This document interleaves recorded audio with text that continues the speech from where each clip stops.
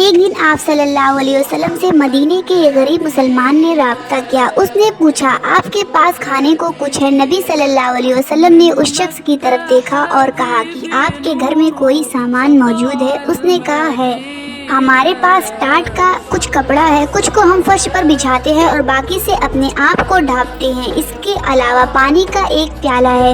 نبی نے اس سے کہا جاؤ اور وہ لے کر آؤ۔ نبی نے ان چیزوں کو ہاتھ میں پکڑا اور لوگوں سے کہا، اے لوگوں، تم میں سے کون ہے جو یہ چیزیں خریدنا چاہتا ہے؟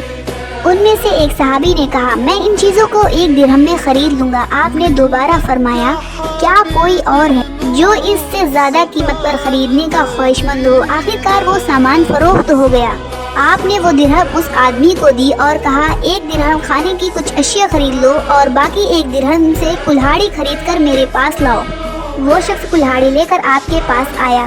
آپ نے اپنے مبارک ہاتھوں سے کلہاڑی کا دستہ تیار کیا اور فرمایا، جاؤ اس سے لکڑی کاٹو اور فروخت کرو اور 15 دن بعد میرے پاس آنا۔ وہ شخص 15 دن بعد واپس آیا اور بتایا کہ اس نے 10 درہم کمائے۔ اس رقم سے اس نے گھر والوں کے لیے کھانا اور لباس خریدا۔ نبی کریم صلی اللہ علیہ وسلم اس صورتحال سے بہت خوش ہوئے۔ آپ نے اس شخص سے کہا، یہ تمہارے لیے زیادہ بہتر ہے کیونکہ بروز قیامت مانگنے والوں کے چہرے داغدار ہوں گے، اسی لیے محنت سے کماؤ۔